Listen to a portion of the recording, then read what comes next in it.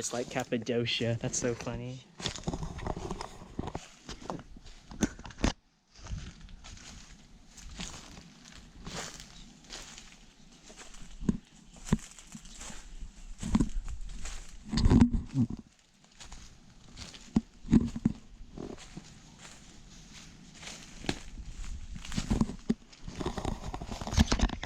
So if y'all are ever in Nauru, definitely check this place out. It's worth a visit.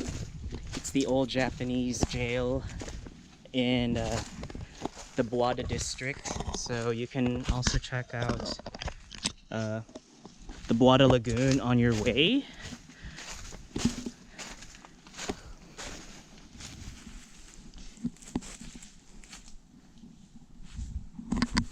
Really cool. Different little pathways. It's kind of like a little maze. A maze that you get lost. This is the end of it. Yep.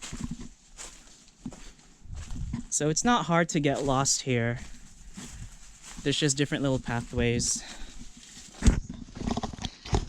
But it's still a wonder.